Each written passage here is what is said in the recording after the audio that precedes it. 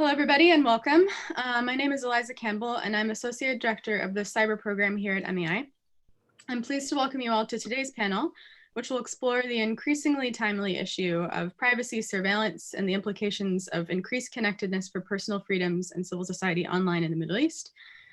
So here at MEI's Cyber Program, we talk a lot about cybersecurity, which typically in these circles refers to infrastructure security for businesses and governments.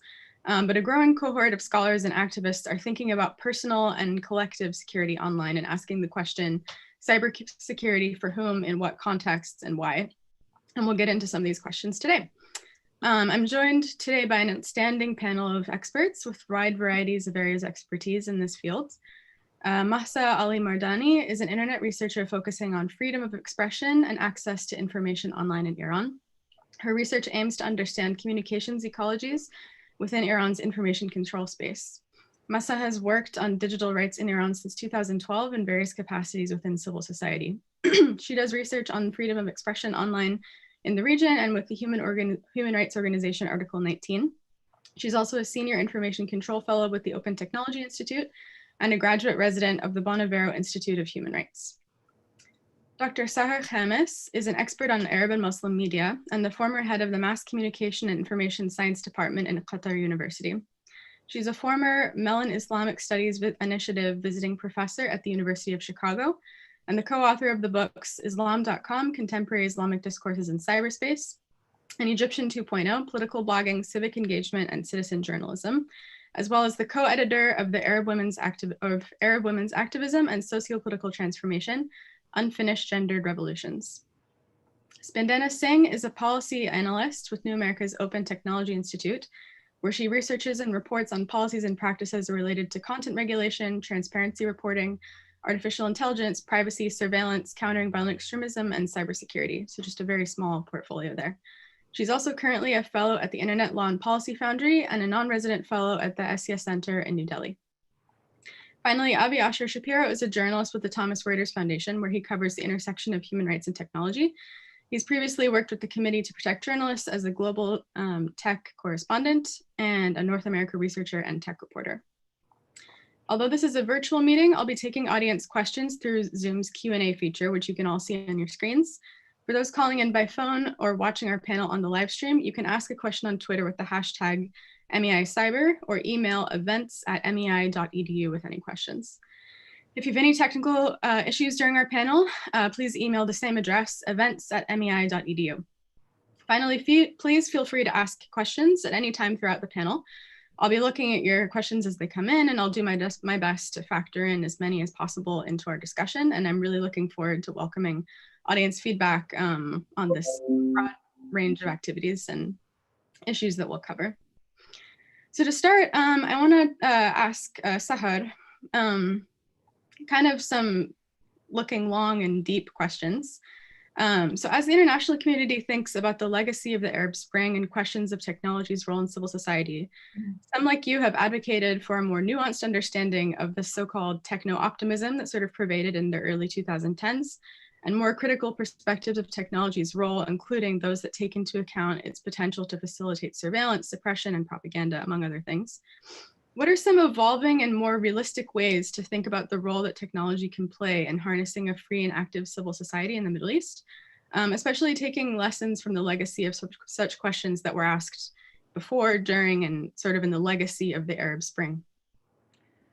Thank you so much. It's a pleasure to participate with all of you today in this very important and timely panel. And thanks, Eliza, for this excellent question. It takes like 3 hours to answer this question, but I'll try to condense it in just a few minutes. At the beginning of the Arab Spring, there is no question that there was not only techno-optimism, I would even go as far as saying techno-euphoria. People were euphoric. People in this part of the world, including myself, we were all happy to see this transition. We were like, okay, the Arab world is revolting and social media is playing a very important role. It is, acting as tools and means that can help people to achieve more democratization, more reform, a path for a new future. And there were all of these hopes and dreams. I remember giving a talk at the Woodrow Wilson Center in the Middle East program, and I was talking about, yes, the Arab world is making this great change, and social media are definitely at the heart of this process, and it's helping to be, quote unquote, liberation tools. And I think that after I gave my presentation, the moderator said, don't you think you're a little bit upbeat about this whole process. And I was like, absolutely not. This is absolutely important, and social media is at the heart of this transition, like the Facebook revolution in Egypt, the Twitter uprising in Tunisia, and so on. Absolutely, you're right, and on target here that 9 years later, we're now in 2020, and we're looking back at all of this phenomena and reflecting on what has been happening there, and seeing that social media is indeed one part of the puzzle. It is indeed a tool, but it is not more than just a tool. It depends on a tool in whose hands. In other words, just like we were talking about the liberating potential of social media, and social media can be a tool for liberation, 9 years forward, we are looking also at the repressive potentials of social media when they are actually used by autocratic regimes, by dictators in this part of the world and elsewhere. And we're seeing how they can actually be not just tools for liberation when they're used by young activists and protesters, as we have seen in 2011, but 9 years, fast forward 9 years, 2020, we're also looking now and exploring the repressive role of these tools when they fall in the hands of dictators and autocratic regimes.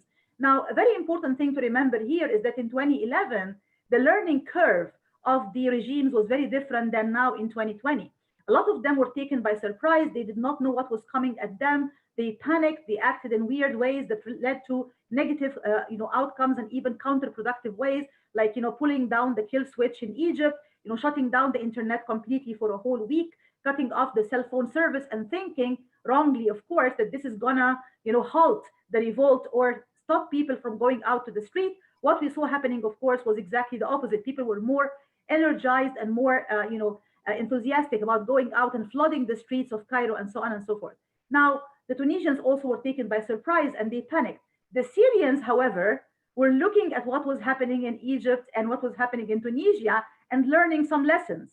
So when the Syrian uprising happened, they were better prepared and they created, Syrian Electronic Army. They started to go after the activists, not just in the real world on the ground, but also virtually online, hacking and sabotaging their websites and taking down their websites, and of course in some extreme cases going after them also and inflicting personal and physical harm on them, arresting them or killing them, and so on.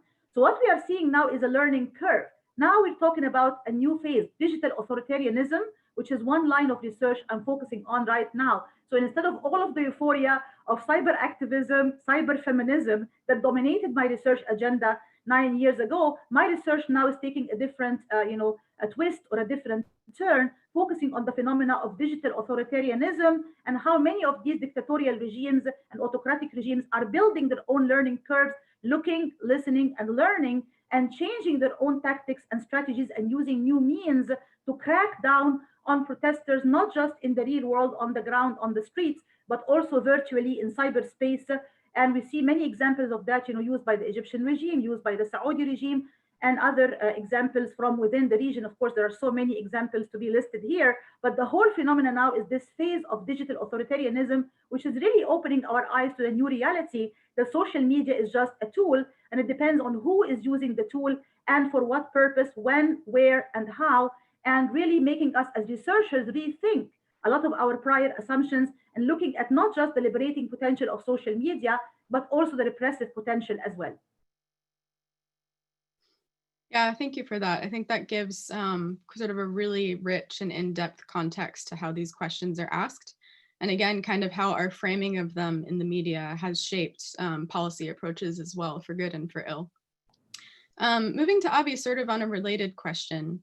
So the NSO group, which you've written about extensively, is sort of an example, I think, of how this techno-optimism sort of gave way to more pernicious and sort of more dangerous uses of internet tools and technology tools in the Middle East and beyond. And it's become notorious, obviously, for its controversial tools, which have been shown to be used for spying on, threatening on dissidents, human rights activists, and journalists, among others. So what larger questions would you say that this company raises about the future of this dilemma in the region and elsewhere? And what are some new considerations and maybe policy discussions that we might have that would address this larger question of state-owned hacking tools, state-owned tools for tracking and surveilling citizens, and sort of where we're going 10 years into the future? Thanks so much for having me, Eliza. Can you hear me? Cool. Yeah, it's great to be on this panel. I'm really excited to have this conversation, and I think that's an interesting question. I think, and it kind of gestures at one of the main challenges when it comes to digital rights in this region, which is the fact that security forces often make very little distinction between criminals and those who are engaged in human rights work or those who are engaged in activism. And we see this have particular consequences when it comes to questions online. And so, I mean, the NSO Group, which is a Israeli company that sells advanced hacking technology to security forces around the world, which allows them to enter into the cell phones of targets, is sort of a perfect encapsulation of this dilemma, right? The technology is sold under the guise of fighting terrorism and crime, which is also the rationale which is given for all sorts of digital rights abuses that we see across the region, from blocking websites in Egypt to restricting what people can say on Facebook. The rationale is always couched in a national security context, and when we see that when it comes to the acquisition of advanced hacking tools, the stakes get even higher, right? So the NSO Group, which it should be said, claims that they don't operate their own technology and they just sell it to governments as a tool, and governments go on and do whatever they want with it, has furnished governments around the world with the ability to invade people's privacy, get into their phones, see their emails, even imitate them, turn their phones into a listening device. And the implications for that in countries like Saudi Arabia, like the UAE, like Egypt, that make very little distinction between activism, human rights work, journalism, and terrorism, are catastrophic. And I think that the most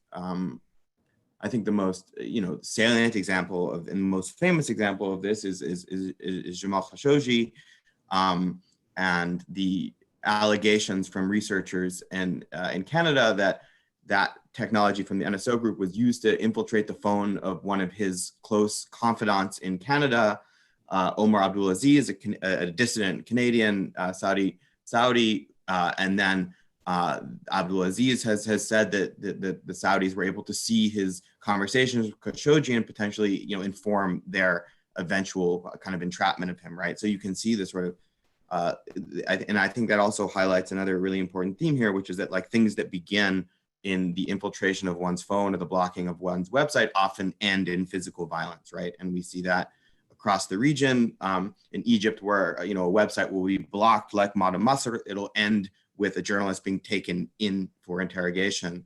So I think that that's another important thing to keep in mind when it comes to these tools in the region, that this, just because something starts on the internet doesn't mean it ends there. So yeah, I think about the NSO Group as a important parable of what happens when the lines between law enforcement and fighting terrorism are blurred with crushing dissent, and what that means in the digital world and the consequences that can have. I hope that helps.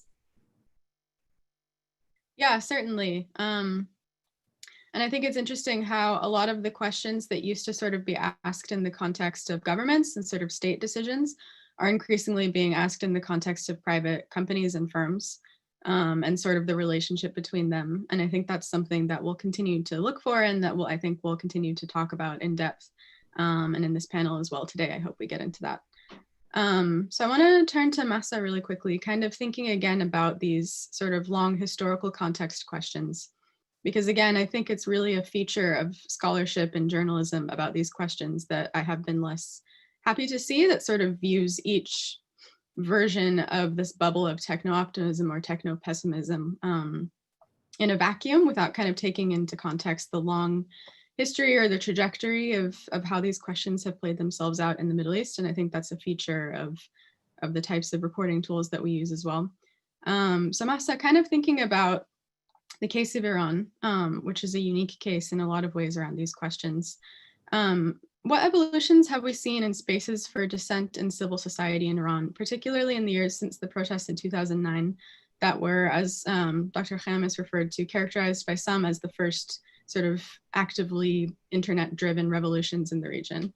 And what ways are access to different platforms and technologies now, kind of looking to the future, and we'll talk about this more later, influencing the way that Iranian citizens and civil society function and participate in public life? Well, I mean, just to go back to what Dr. Hamis was saying, it's really interesting, the framing of techno-optimism and, the kind of perspective we had on the internet and its role in civil society and, revolutions back in 2011 and 2012. And I think it's a really important part of the discussion of trying to frame what's happening in Iran. A lot of that techno-optimism was applied to Iran, I think, even before the Arab Spring, which preceded Iran's Green Movement preceded the Arab Spring. And so it was one of the first instances of discussing this and, mislabeling what was happening in Iran as, a Twitter revolution, which it really wasn't. And I think what's important to know is that this techno-optimistic framing was very much a Western kind of perspective onto Iran. If you actually talk to civil society in Iran during 2009, if you talk to the internet users at that time, I don't think that techno-optimism was as salient as it was in discourses outside of Iran. Because, those very same internet users were the ones getting arrested. They were the ones that were getting the content from their social media accounts used in interrogations. And so this has always been very much, part of the discourse, at least within civil society and amongst Iranian users, the digital authoritarianism that has existed from the very start of the introduction of the internet in Iran, because it has been this constant push and pull between states, civil society, or just regular internet users, and how the state is trying to control this space. And obviously the innovations and the policies have really evolved since it was first introduced in the late 90s. So it is this kind of cat and mouse game of policies and laws and technologies that's meant to centralize, the censorship and surveillance system in Iran, and what Iranians kind of innovate in order to be able to, use it for expression, for mobilization, or just for regular day-to-day activities. And what's interesting about, at least the state side of it is, the notion that a lot of this evolution of internet policy, I think you alluded to it, has kind of been centered around geopolitical considerations. So as Iranian authorities have tried to apply different institutionalized methods of censorship and surveillance, it has really followed a notion of internet nationalization, which has been in a lot of ways talking back to what's been happening in terms of the internet being very centralized and based in the United States. A lot of the platforms are American. And this really goes back to the core ideology of the Islamic Republic, which is, a core feature of its ideology and its identity is pushing back against Western domination, against Western imperialism. And this very much has saturated within, the discourse of its internet policy, and how I conceive of it as internet nationalization. And so, I mean, internet nationalization, there's a lot to unpack in terms of what it means for Iran, but its overall policy of trying to, divest from the infrastructures that are, kind of dominated within the Western world and kind of nationalize it within the borders of Iran, very much speaks to this. And, over the past 10 years, there has been, a lot of different events from, cyber warfare going all the way back to the Stuxnet attack that Israel and the United States were behind, and now to sanctions. This has really framed the way in which the Iranian authorities have made the internet a national security issue and have really tried to centralize all of the mechanisms and ways of policing the internet or governing the internet over the years. Yeah, thank you for that. I remember being a student when the 2009 protests in Iran broke out, and sort of like getting very excited about this concept of a Twitter revolution, which I think is a very neat and appealing narrative for lots of reasons. But it's one that I think in the US, even now, we're sort of interrogating more deeply as it relates to our own civil society and to civil societies around the world. Kind of on that note, Spandy, so part of the conversation around speech and civil society online centers on content moderation. And I think this kind of nitty gritty of how and where and in what ways the tech companies themselves choose to police speech has incredible policy salience for these long-term questions of speech and dominance online, and ultimately who will have the power to choose what is said and what exists on the internet. And I think Mahsa's discussion of a nationalized internet network points really well to sort of how we've let the underlying governing players of whose internet it is sort of escape us without paying attention to it for quite some time. And obviously, you know, content moderation on platforms has been justified as a way to control speech that's been used to incite violence and spread dangerous disinformation, which is obviously crucial. Even as the same platforms have provided key services, platforms for expression to users in the Middle East and beyond, this sort of digital public square that we talk about that doesn't always exist anywhere else.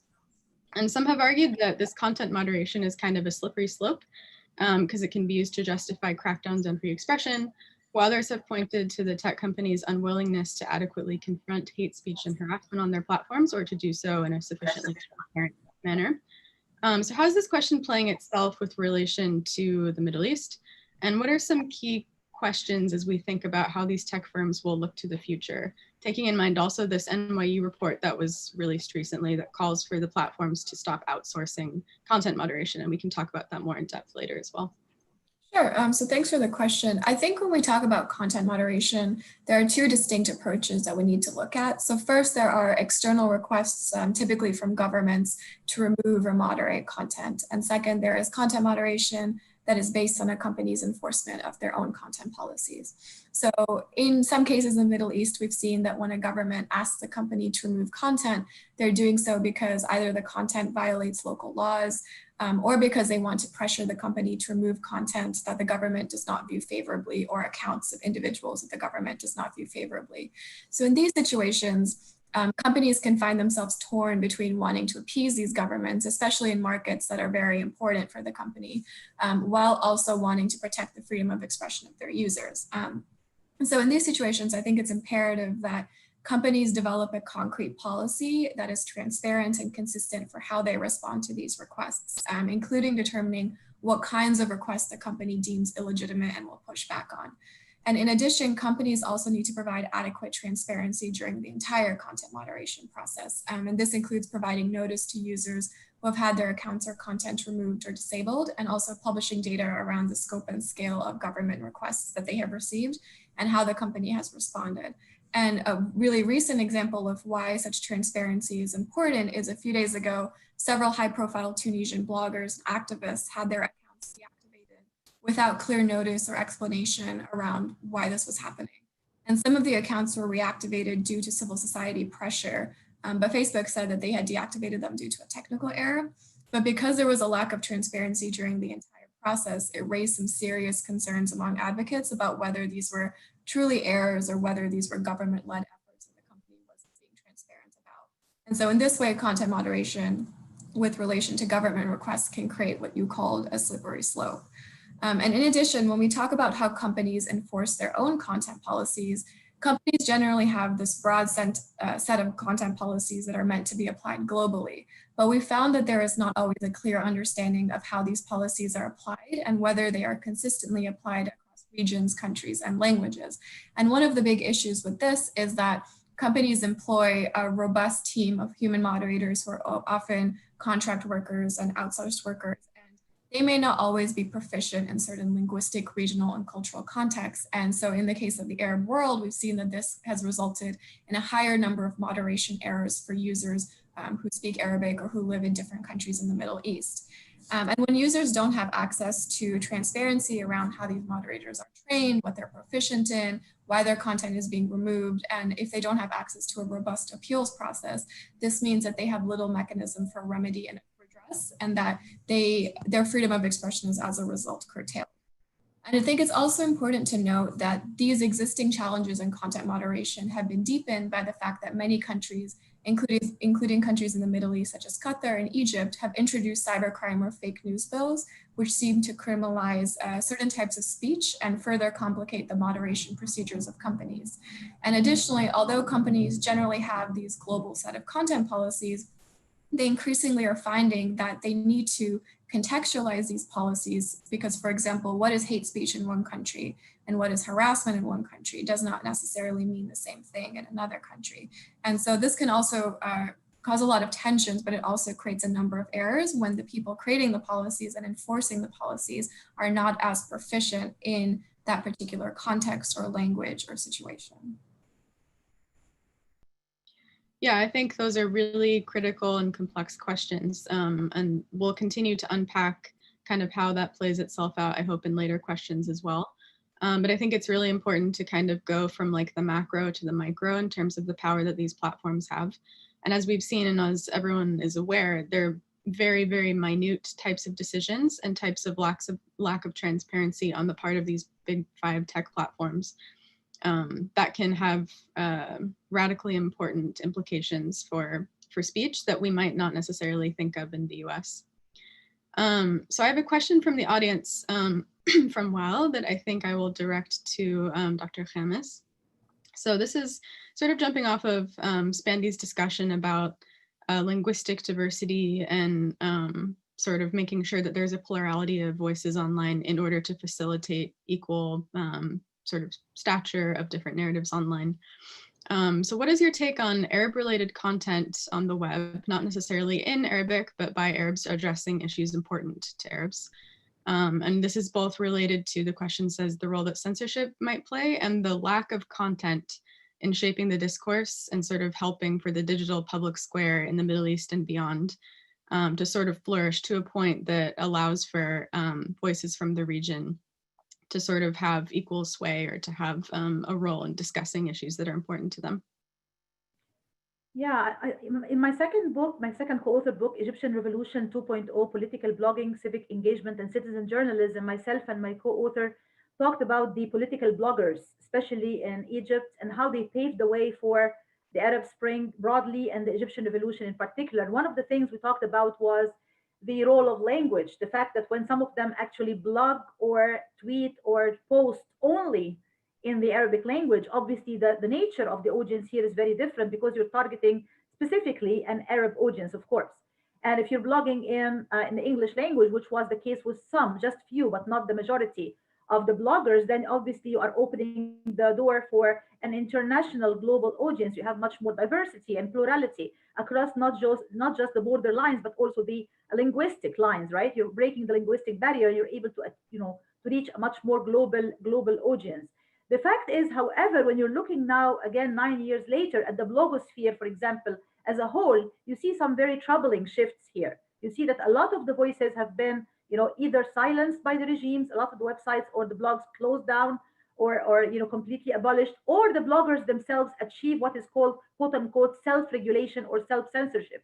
Some of them are not engaged in this kind of activity online anymore. They're not blogging or tweeting or posting as they used to in the past. Some of them halted or stopped their activity completely online. Some of them have, exiled themselves, are now in self-exile. They're living in other countries overseas where they can enjoy a bigger margin of freedom and feel more safety for themselves and their families. And some of them just left politics altogether. They just totally, are focusing on their own professional and personal interests and pursuits, and they just completely gave up on the whole political scene. So the image is very, very different from the very vibrant, scene that we have seen in 2011 and 2010 and the road leading up to the Arab Spring uprisings. Now, 9 years later, we are also seeing a lot of shifts in this blogosphere. And definitely, there are so many factors I want to highlight here quickly when we talk about the liberating potential or the repressive potential of social media.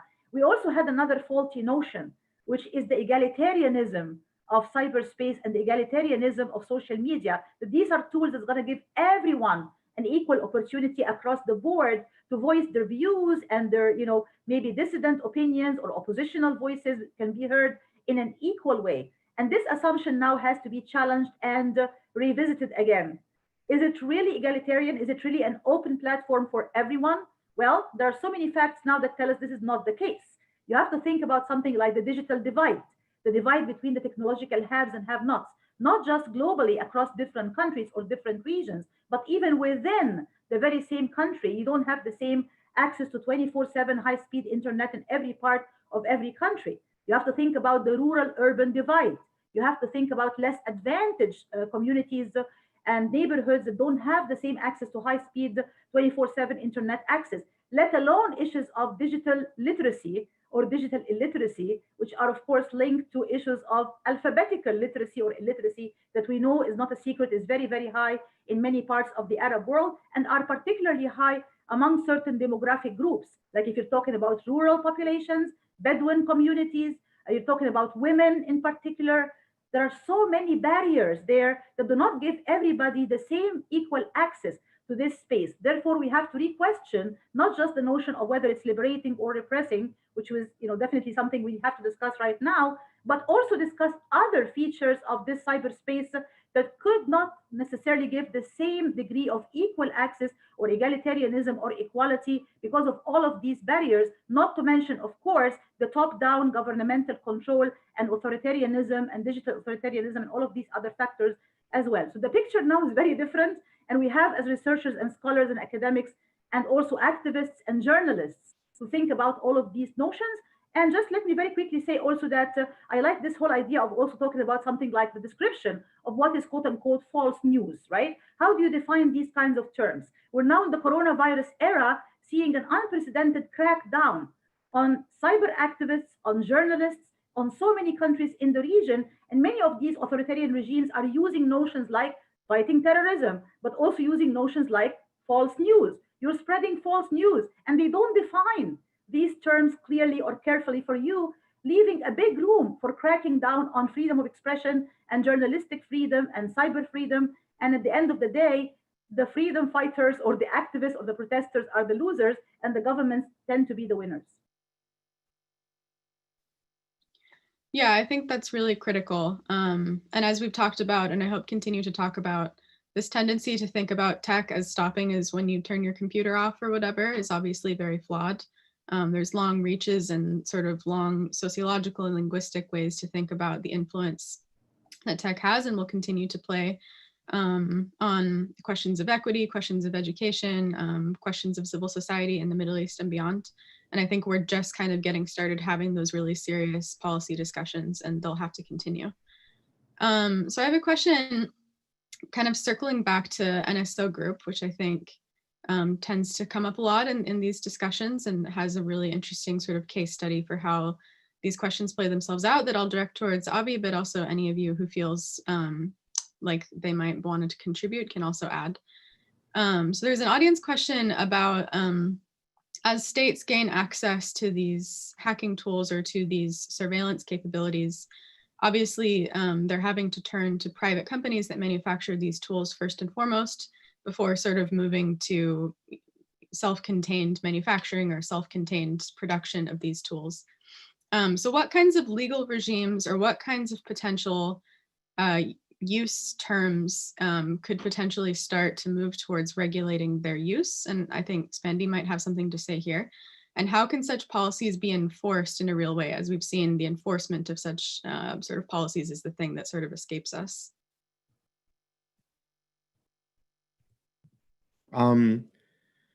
Yeah, I mean, obviously, one of the trends here is that we see this sort of close public-private partnership when it comes to offensive hacking technologies that can be aimed at activists or civil society or just citizens going about their business on the internet in authoritarian contexts. And I think that we are seeing the consequences to a certain extent of a pretty unregulated space, right? I mean, there's a kind of country by country regime around exports, which we've seen has allowed companies like the NSO Group to export their technology around the world. It's allowed US-based companies like Cyberpoint to export or to enter into contracts with the UAE. Like these are typically handled at a country by country level. where there tend to be very little human rights safeguards in the export space. And that's not unique to cyber capabilities.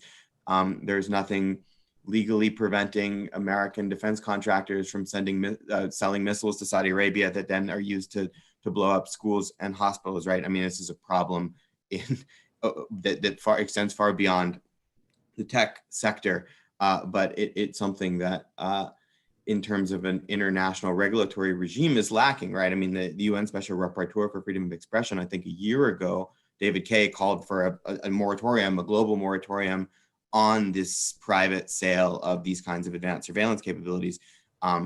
There's no sign that moratorium has actually been taken into effect, right? So, I mean, we are seeing the impact of a gap in government action, and in that gap, there is private actors who do step into the breach, right? So with the NSO group, the major actor to step up and take them on is Facebook, which has sued them in California because of alleged misuse of WhatsApp, and there was a big scandal around alleged targeting of human rights actors all around the world using an exploit in WhatsApp, which is owned by Facebook, and then so Facebook is suing the NSO group in California, right? So that's like two companies going at it. So yeah, I mean, it's right to point to a kind of gap in the international regulatory framework, and it's there's definitely consequences of it. I think that there's, but it's not unique to this space of the technology, right? We see this with weapons, we see this with all sorts of international trade. So it is hard to imagine anything kind of changing on that front anytime soon. Yeah, definitely. Thank you for that. No, it's been a very dizzying rise from Facebook being the thing that my parents were annoyed that I was spending so much time on, to a political actor in its own right, with potential agenda setting power into the future. So sort of moving to this larger question of geopolitics in the context of information controls and technology rights. So Masa, I'd like if you could speak to how the information control apparatus in Iran interacts with or acts as a reaction to Iran's overall geopolitical stance and strategy, particularly with regard to various sanctions and pressure campaigns. And what lessons might we draw from this as we think about how information management and information control in the digital space are forming more and more sort of the base of state behavior, and broaching into more questions of governance in Iran and also elsewhere?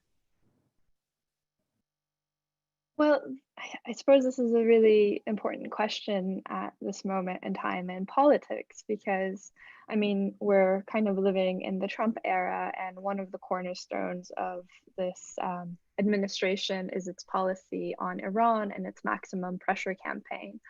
And obviously sanctions has been a very big part of this. And so it's important to know, first of all, that sanctions is not emblematic of the Trump era. Sanctions on Iran has existed for decades, and it's played a really important role on Iran's internet control systems and the ways in which the internet landscape in Iran has been created. So the policy for internet nationalization, which is really defined by the National Information Network in Iran, the National Information Network has been this kind of project that the government launched that people have been scratching their heads over for many years, wondering what it is. Are they trying to create a North Korean style of the internet in Iran? So there's been a lot of questions, misconceptions of this project. Just to touch on it, it's been a process of nationalization in Iran. And we saw during the last internet shutdowns during the November 2019 protests that part of this project has given Iranian authorities the ability to essentially disconnect from the global internet while still having a national infrastructure in place for things like banking, e-commerce, different things that a country needs in order to function online. So this National Information Project has essentially facilitated this, but it has also helped nationalize a lot of infrastructure that has been affected by sanctions as well. So performing e-commerce, doing financial transactions is extremely difficult for Iranian businesses in this day and age. So they have nationalized a lot of the financial infrastructure of the internet in Iran, which is essentially in some ways needed for certain things. This has also played into, the obvious desires for authorities in Iran to use this national information network as a way to centralize and control, the flow of data, censorship capabilities, and things like this. So, for example, the .ir domain is not allowed to be hosted by any American company. So back in 2011, when Iran was trying to make this a policy of making sure all .ir domains in Iran were hosted by hosting services inside of Iran and not foreign ones, the sanctions regulations had already made this possible. The regime or the authorities didn't necessarily have to do anything because websites couldn't be hosted with American companies to begin with. So this really helped facilitate some of this. It's also helped a lot in terms of the discourse the government has in promoting this nationalization. So naturally, these sanctions have created a lot of hurdles. A lot of infrastructure on the Google Cloud platform is blocked for Iranian developers, Iranian businesses. Amazon infrastructure on AWS is blocked for Iranian. So this is, these are major cornerstones of the internet, which are essentially not available to Iranian businesses, Iranian developers and things like this. So they have to rely on, national infrastructure. And there are ordinary things day to day Iranians can't use. Iranians can't use Slack if they're in Iran because it's been blocked. The application of sanctions for this is unknown because there is, a personal communications license in Iran. So this has, created irritations for Iranian users, and naturally the government plays into this and justifies the nationalization project along these lines. And they've even said things like, global connectivity is in the hands of America.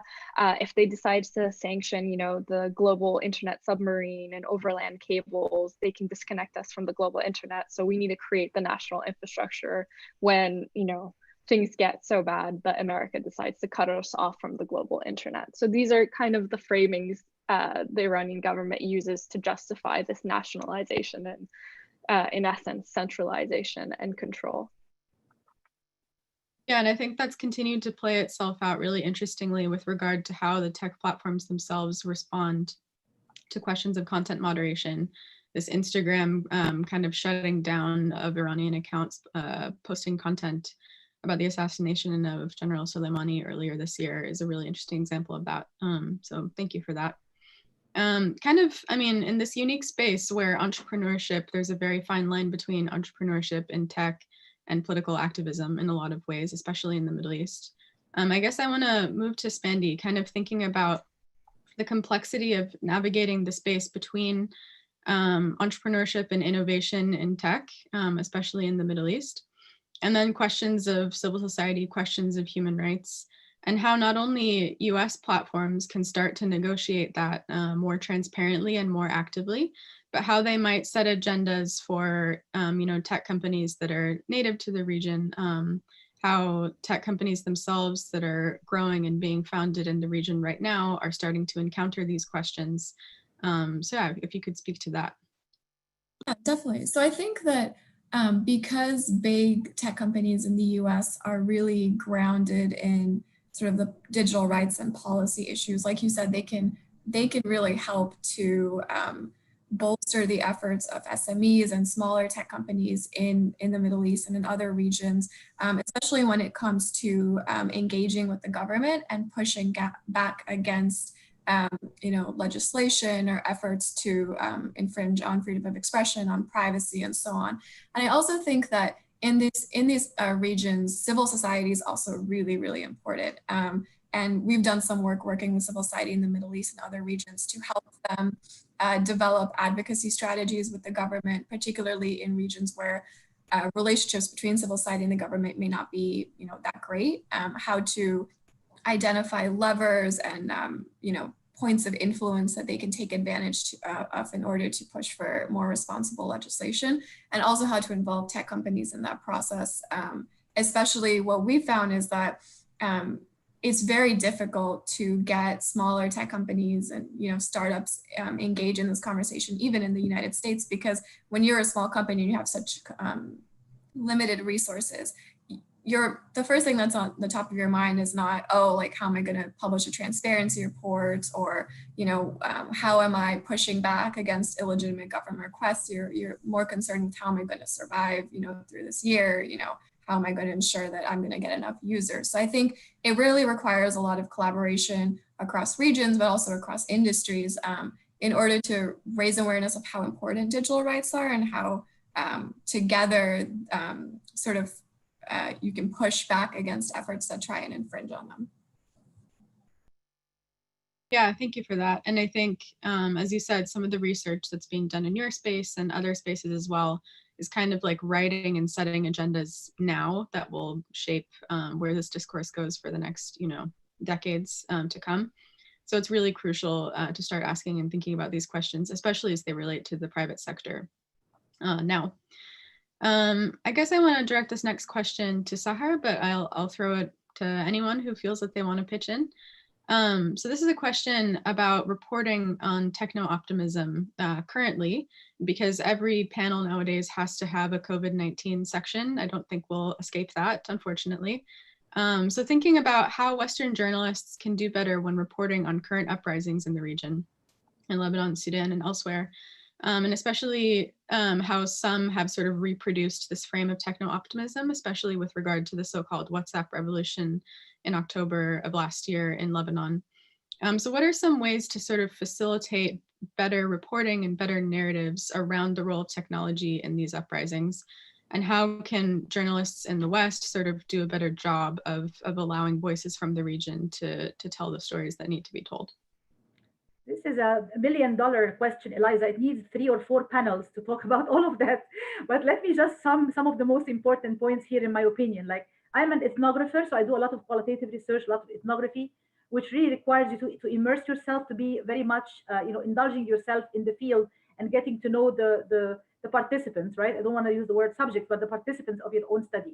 Likewise, you can talk about what is called drive-by ethnography, which is basically when you don't really know the community, but you're just like, driving by. So as the term implies, you're not really giving yourself the time and opportunity to study these communities deeply enough. The same thing could be said about the field of journalism. You can do drive-by journalism, which basically means you don't really know the local culture sufficiently. You've not been there long enough.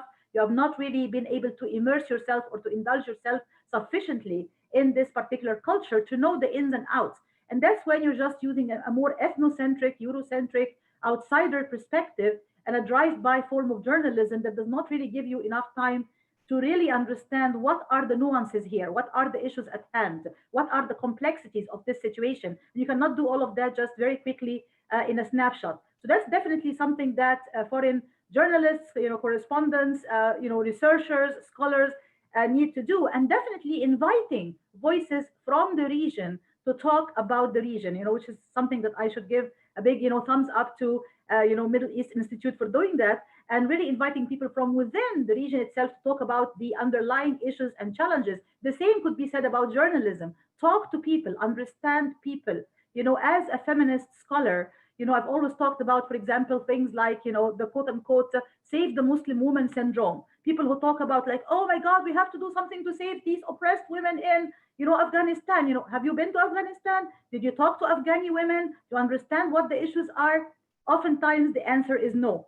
So that really has to change, and that really needs a shift in our own thoughts and our own paradigms of thinking, more inclusion of voices, indigenous voices, authentic voices from within the region to address these issues, whether in the field of academic scholarship or in the field of journalism.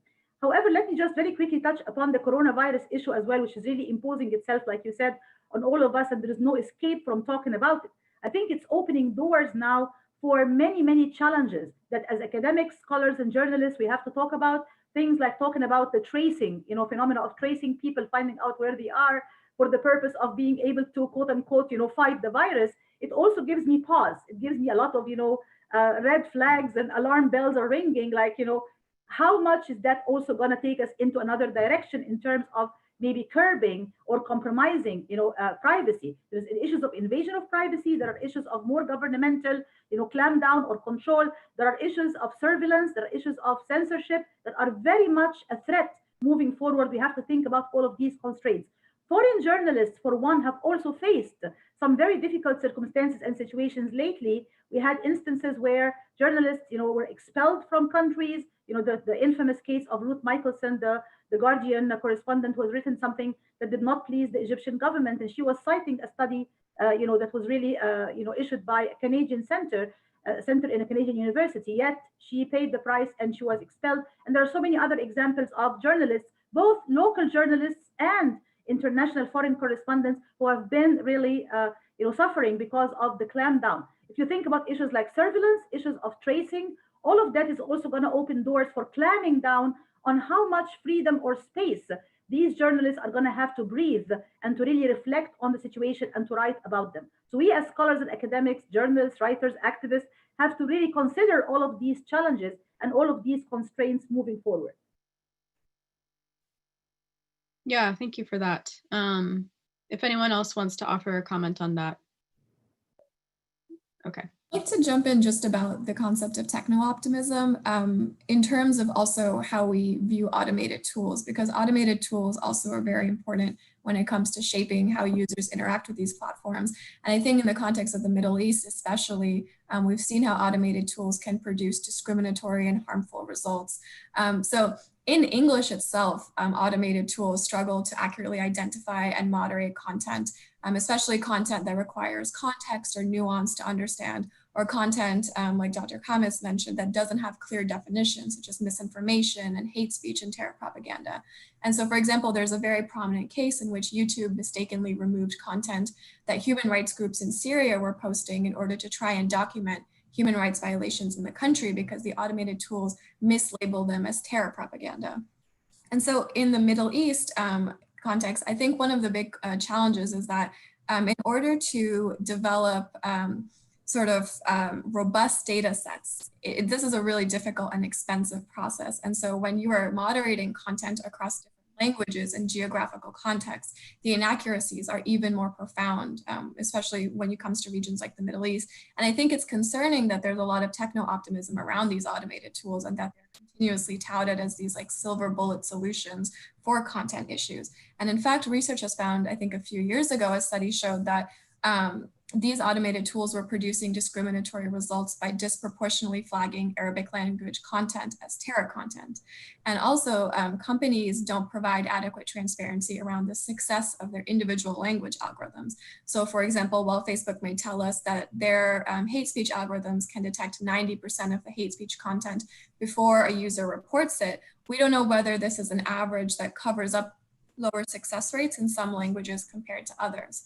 And so I think that when we think about this techno-optimism, it's not only, optimism around how people are using the platforms, but also people tend to think that the tools that the companies are employing are really designed to give them an equitable sort of user experience. I don't think that's necessarily true. And I think that in order to sort of improve that situation, not only do you need transparency from the company's part, but you need to tap into the regional and linguistic knowledge of individuals from that region to sort of help moderation efforts, but also help train data sets so that these automated tools don't produce these discriminatory results.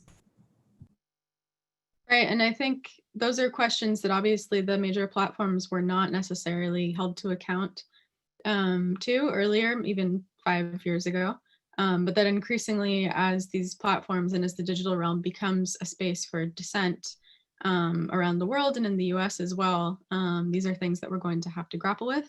And I think the recent wave of global protests in the wake of the murder of George Floyd and others, and sort of the conglomeration of protests during these circumstances of this massive pandemic, have raised more than ever questions of how platforms themselves are the spaces for dissent and how they facilitate or don't facilitate free speech.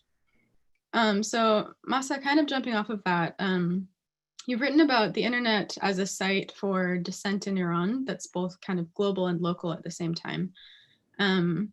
So what are some social and political movements in Iran, and how are they balancing between this concept of public-facing dissent online, even as spaces to do so, as you noted, are sort of narrowing, and the rise of state-sanctioned messaging apps like Censorship and others is sort of evidence of this, and how private dissent is intersecting with this kind of public online dissent?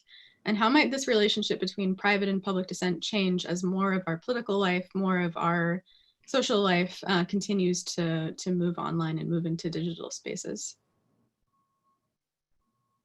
Yeah, that's a great question. And I think we touched on a little bit when we're comparing the differences in bloggers and activists when we were discussing Egypt and other movements in the Arab world, where we are moving towards the more private platform. So, I mean, this is part of a lot of the research I'm doing is trying to assess what kind of agenda setting is happening on the platforms, or what kind of potentials there are on these platforms. To not only do agenda sending, but in essence, to help with things like movement mobilization as well. And so there has been this trend of migrating off of these public facing platforms onto the more private ones. And naturally, as researchers, it's much more difficult for us to study, you know, WhatsApp's role in civil society movements in Iran, but it is very much so, you know, an effort and a migration that we've been seeing. So, I mean, one of the more recent protest movements we saw was 2017 and 2018. And this really highlighted the integral role of Telegram in Iran. And at that time, Telegram hadn't been censored, but its kind of platform and features really facilitated a specific kind of, you know, communications that really was adapted to Iran's information environment in terms of, you know, bandwidth issues, in terms of censorship issues. So this was really integral to a lot of different protest movements, mobilization, civil society efforts, especially on the public Telegram channels. Since that protest movement, Iran has put in a lot of effort to, you know, control Telegram's space. It ended up censoring Telegram in April. It started really pushing national messengers like Surush. And these like technical censorship efforts have kind of proven futile in the fact that the censorship has actually led to more downloads of circumvention tools. So, you know, the user base essentially has stayed on Telegram. However, the usage of the space has really changed. So if after studying the space for the past 2 years, I've noticed that, you know, government narratives really dominate. The government, you know, authorities, various institutions tied to the state, their narratives and the agenda setting on Telegram is really dominating. But at the same time, I've seen the rise in users on WhatsApp. And so there has been this migration and closing off into the more private spaces. And so I think it just kind of reflective of the things we've been talking about, of the more controlled spaces that exist in the region with digital authoritarianism and moving towards these, you know, more private and secure spaces.